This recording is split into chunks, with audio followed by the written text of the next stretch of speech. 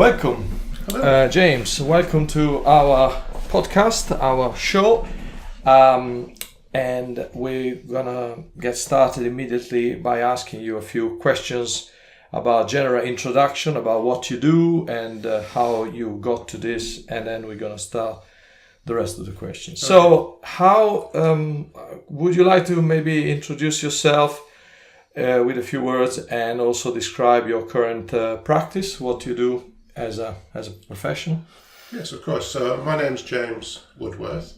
I'm a Thrive program consultant. So that's my business. I take a coaching approach to teaching people to thrive in life. Right. Okay. And how long have you been doing this practice? I've been working as a Thrive consultant full time now for about 7 years. Oh, fantastic. All right. And how did you get into becoming a Thrive consultant in the first place? So I was a teacher for most of my professional life. Okay. I was a further education teacher for about 25 years. Wow. Towards the end of my teaching career, I was involved primarily in teacher training. Teacher training. Yeah, so I was a trainer, I was doing a lot of mentoring and a lot of coaching. So I'd moved really from teaching 16 and 17-year-olds to working primarily with adults. Okay. So I really, really enjoyed that. And I became increasingly interested in personal and professional development. As opposed to teaching a subject, I became particularly interested in developing the individual. Fantastic. So the coaching approach led to becoming interested in this. So how did you find Thrive rather than deciding to go into different? I came across NLP. This will be about maybe 10, 12 years ago. So neuro-linguistic programming for people that are not. Yeah. And so I started training to be an NLP practitioner. Right. And I went through the whole training, did the NLP coaching training, the hypnosis training. Yes. And I was thinking that I would be an NLP orientated coach. Right. I became dissatisfied with NLP really. As I got to the end of my training, as I started the master practitioner training, I thought it became incredibly complex. And I couldn't really see me using those techniques either when working with clients, but I'd made the decision that I wanted to work with clients in private practice, helping them to overcome personal problems and issues. But when I was doing my master practitioner, I had to do a modelling project. We had to choose 3 experts and model ourselves on them. Right. At that time, I was thinking of moving away from NLP. I'd become more interested in hypnotherapy. Yes. And I'd done quite a lot of hypnosis training outside of NLP as well, which I really, really enjoyed. And I was starting to think that maybe hypnotherapy was for me. Right. As part of my master practitioner training, one of the models that I chose was a local practitioner called Rob Kelly. Yes. Who was a well-established business owner, well-established hypnotherapist. And I interviewed him for my master practitioner program. Yes. He introduced me to the Thrive program. Which he is the founder of the Thrive program. He's the founder of the Thrive program. And he introduced me to it. And it was really just starting at that time. He'd created a program called Changing Limiting Beliefs. Yes. And I thought, well, that's what I want to do. I want to work with clients to help them change their limiting beliefs. Right. And I thought, this sounds better than NLP. It kind of just clicked with me. It has clicked. And I never finished my master practitioner training. I actually just gradually found myself becoming a Thrive consultant. Fantastic. Okay, so you've been that now for over 7 years. Yeah. Okay. So, explain, is there anything in your past experience that eventually at some point you said, okay, this is literally, so you already explained the fact that you went from teaching children or young people into training adults. And so this was basically your change of direction in terms of working one-to-one with people and just help them to thrive. Fantastic. And, did you find was there a moment where you said, okay, that's the new direction I'm going to take? Because obviously you were working as an employee for college and all of a sudden you said, that's it. I'm finished. Is that the way it went? Not really. I think it was really a gradual process. So Okay. I really struggled at school.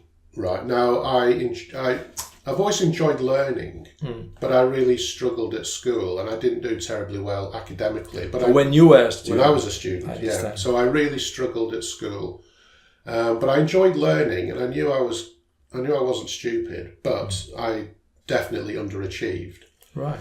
And I think that was really because I was very, very shy as a youth, very, very shy as a child. Yes. Very, very socially anxious. So I knew that it was my social anxiety that was holding me back. Right. But I really, really wanted to go to art school to do a degree. Right. So I had to convince my teachers to allow me to stay on at school and get the qualifications, but they didn't believe that I was capable of doing it.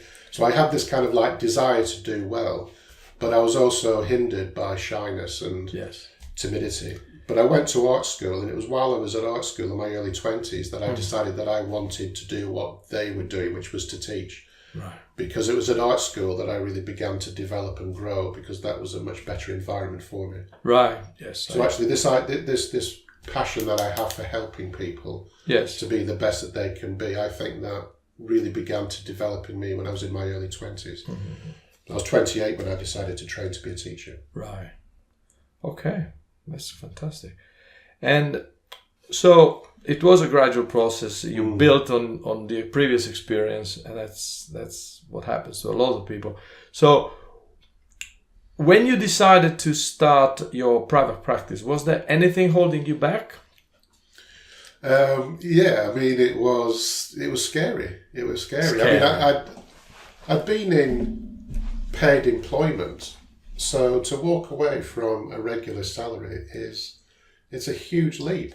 Okay. But it was definitely the right time. You know, I'd been working in an institution for a long time. Yes. I knew that I was good at what I was doing, and I just basically backed myself to make it work.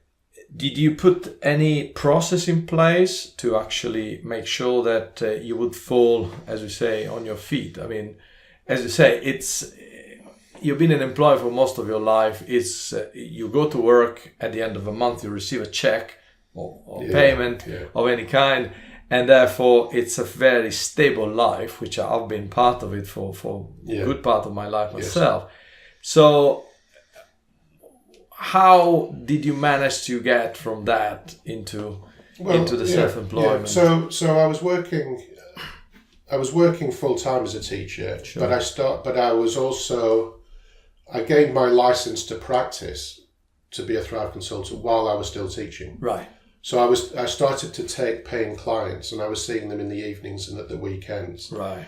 And it got to the point where I couldn't carry on being a teacher and seeing clients, because I was literally working every day, every evening and weekends. Now, I could have gone part-time. I could have been a part-time teacher and seen clients 2 or 3 days a week, but I just thought, no, I'm just going to go for it. Right. And so did you have any kind of certainty that it would go as well as eventually it went? Because I know how successful you are as a practitioner, so I know you're very busy. So when you started, one day you said, okay, I'm retiring, or I'm giving up my full-time job.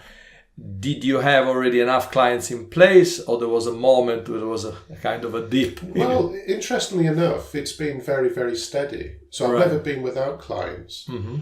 I've never got to the point where I'm worried about getting clients, but I've never been overwhelmed either. So it's really odd that it's just been incredible. Nice and stable. Yeah.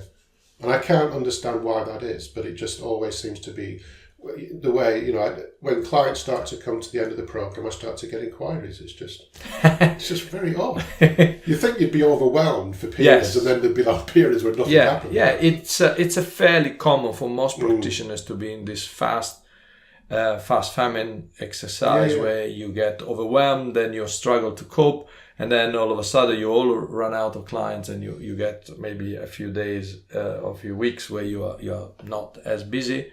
But it's fantastic you are there.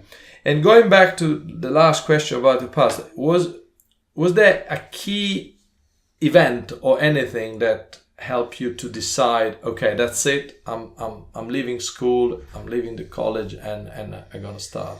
Was there a particular event that triggered that, or was just one day? It's been quite a gradual process. I think I've always enjoyed studying, I've always enjoyed learning. Yeah.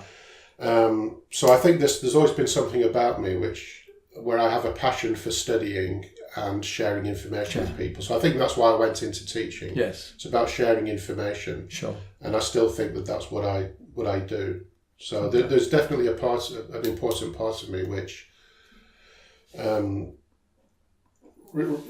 feel compelled really to share what I know with people. Fantastic.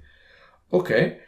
Was there a biggest challenge or worst moment in this process before becoming a full-time practitioner? And if so, how did you overcome it?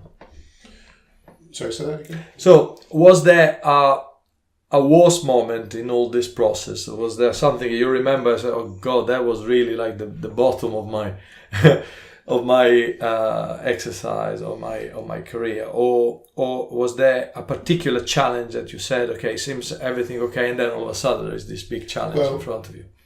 I've always had a passion for learning, yes. And I realised quite early on that I had a passion for serving sure. and helping other people. Sure. The problem was I was incredibly shy. Right. So having decided to be a teacher, I decided to be a teacher because I wanted to help people.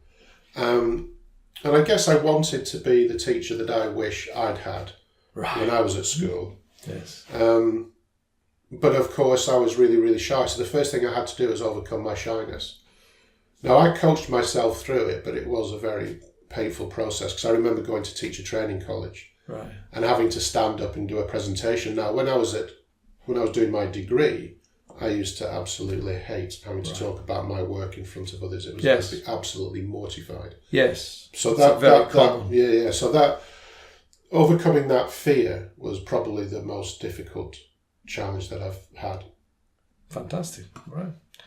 Okay. Can you just give us a quick explanation, as we are helping people to understand the process of becoming a practitioner, but also it could be useful to explain potential clients how a Thrive program works, without getting obviously into all details, but how exactly it works in a few words, if it's possible. Sure.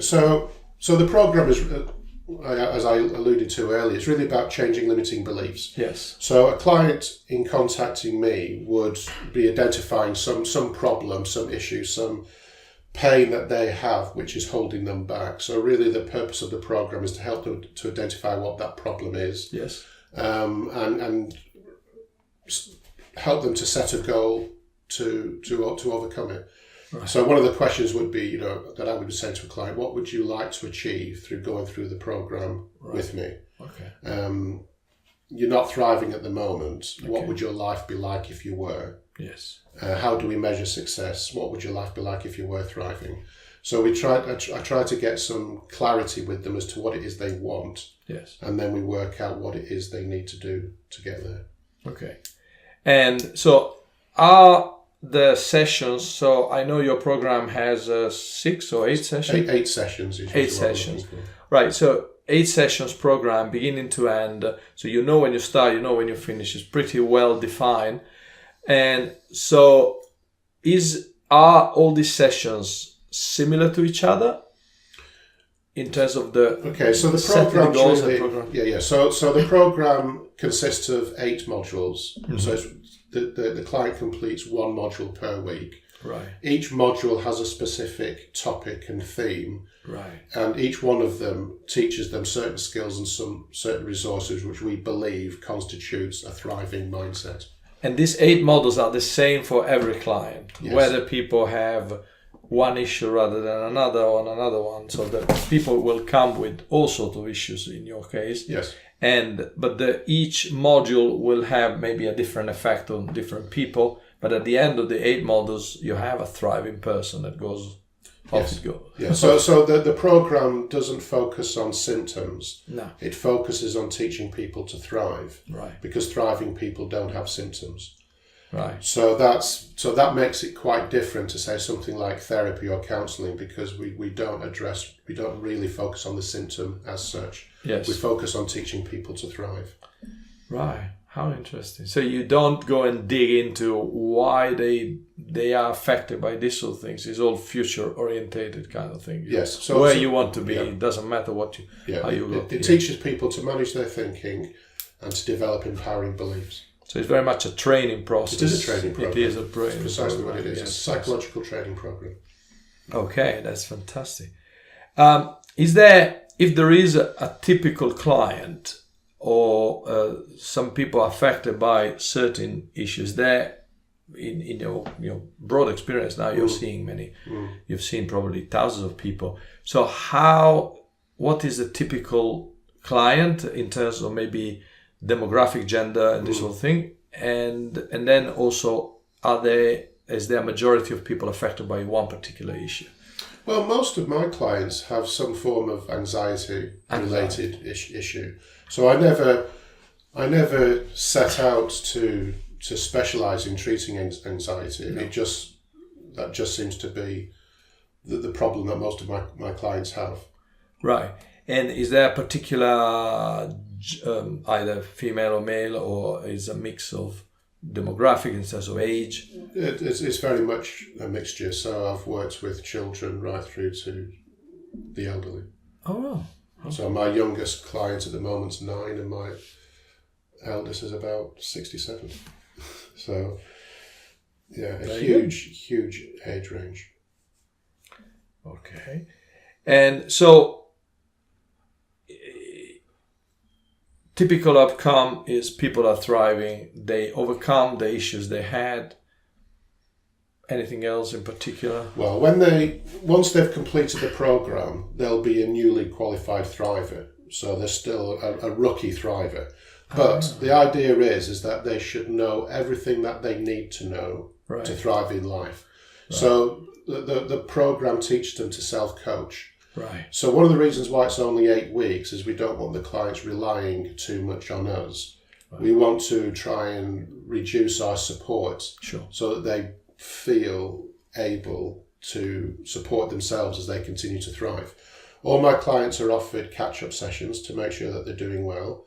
And I will always get back in contact with them several months after we finish. So, for example, I wouldn't do a video testimonial with a client, and I wouldn't do one unless they've been thriving for at least 6 months. Right. So on completion of the program, I'd say you're doing fantastically well. Yeah.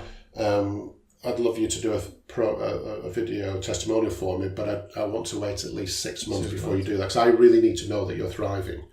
If a client was to have a blip, they can come back, they can have a couple of sessions to get them back into thriving mode. Right. But that ability to coach themselves on their learning journey is critically important. So it's not just a process of fixing what's going on now. It's about teaching them to thrive, and you expect them to be thriving for the rest of their lives. And so that you have measures to actually help them to come back in case they need some help. It's the development of a particular mindset and particular skills and resources that you can use and rely upon whenever you find yourself facing difficulties. Great. Fantastic. You already said the treatment is 8 weeks, and then you might have some recalls in case somebody might... If it takes a little bit longer, it takes a little bit longer. That's the expectation. Yeah. I wouldn't discharge a client unless I was absolutely confident that they can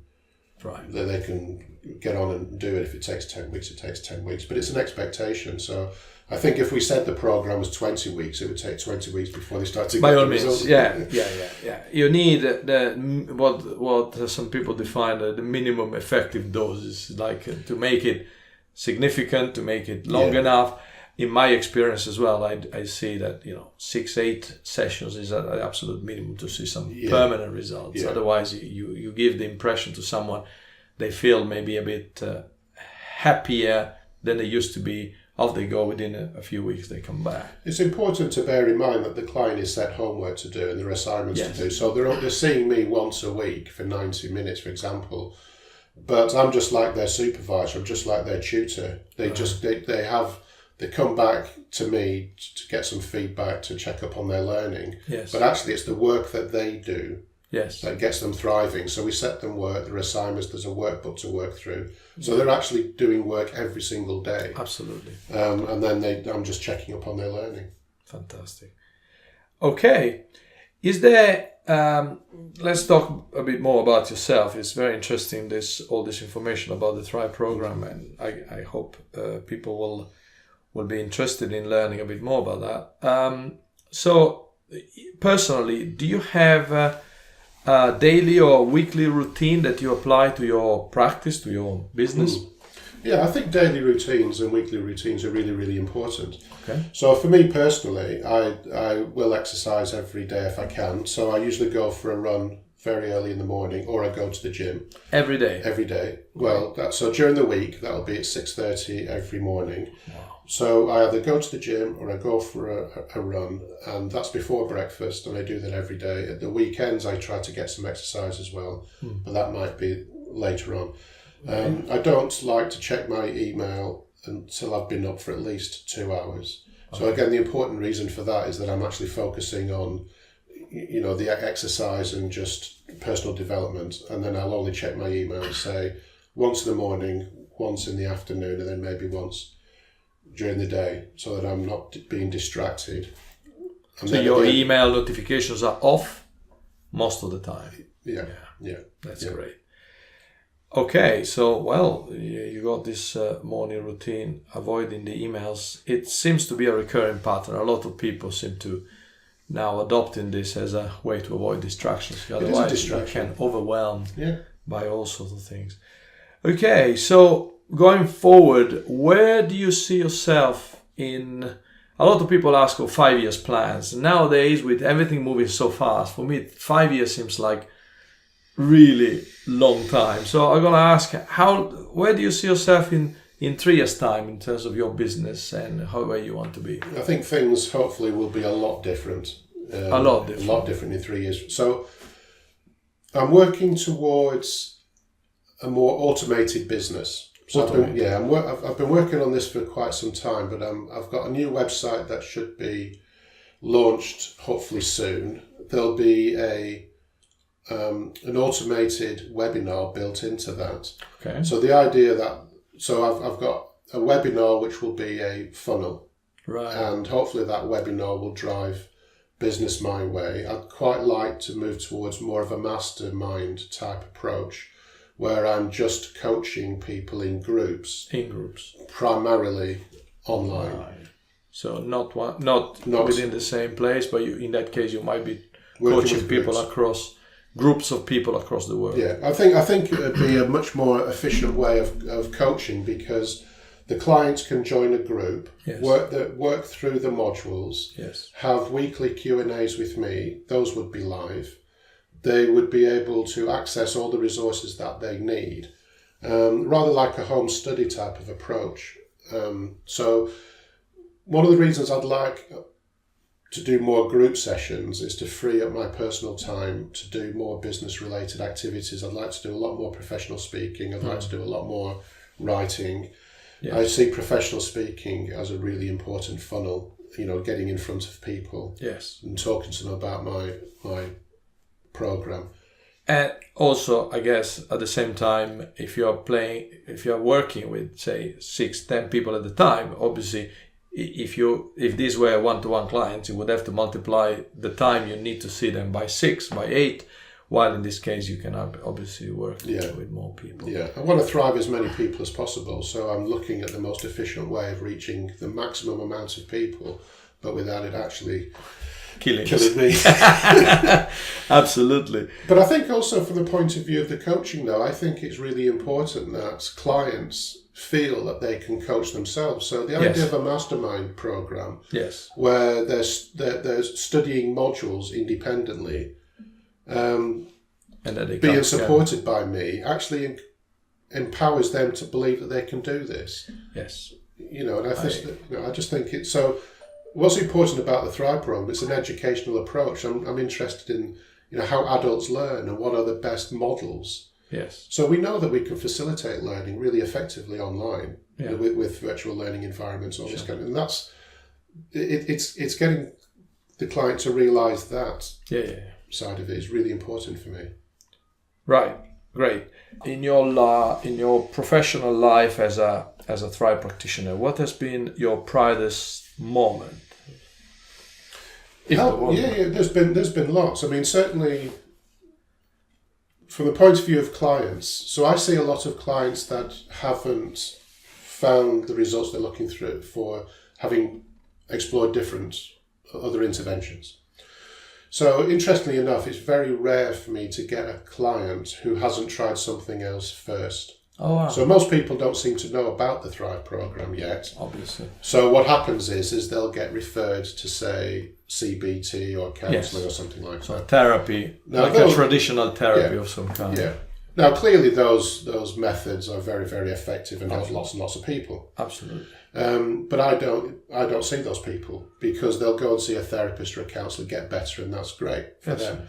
I tend to see those that have tried that, and they just didn't get on with it for one reason or another. Yes. So a typical client somebody would come to me and say, I've had CBT, I've tried hypnotherapy, I've had emotional freedom therapy, I've done NLP, but I've still got the presenting problem. Yes. So it's really important that I can then say, well, I'm really sorry to hear that, but you haven't tried the Thrive program. I think you'll find that the Thrive program is very, very different. And hopefully this approach will be more suitable to you. Fantastic. And so for me, the greater successes is when somebody comes to me and they're quite desperate, and they'll say, I've tried everything, I think this is probably my last chance. Wow. And then I can say, well, don't worry too much about that. And when they get better, when they get the results, that's hugely satisfying. Fantastic. Good. Very good. Now, one question to help other people who are approaching private practice, not necessarily in a Thrive program, but in general. So, is there one or more advice you could give to people who are starting their private practice today or in these days, and what would you suggest them to do? How is that? Well, first of all, you've got to get the right kind of mindset. So you need to be passionate about what it is you want to do. Sure. There's no question about that. But you also need to have a good business acumen.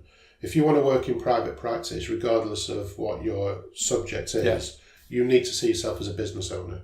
Right. There's no point being a brilliant hypnotherapist if you're not very good at running your business, because you won't have a business. Yes. So that's what I would say. Is I say if you want to work in private practice, you've got to commit to understanding what constitutes a good business. You've got to learn to love marketing.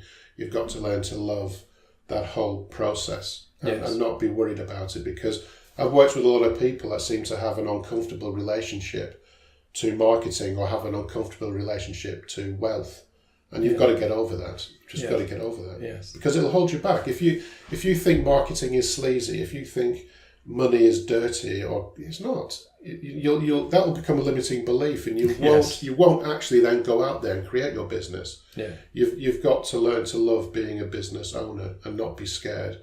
So that's what I would say. Get involved with the business side of things. If that means hiring a business mentor, hire a business mentor. Because if you're a coach, your job is to coach people. Yes. And that's what you're good at.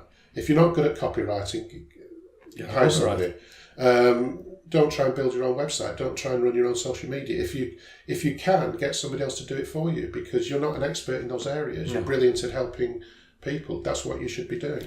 Yes, it's a common thing that I experience myself with a lot of people I know. They tend to, some of them come from an employed job doing the same thing, and they just think that they sit here and just wait for clients to come. But it's not easy, because we're talking about a financial investment up to a point. Yeah. And lots of people will buy the odd product, or buy the odd ebook, or buy into this or buy into that, and find that it's doesn't work.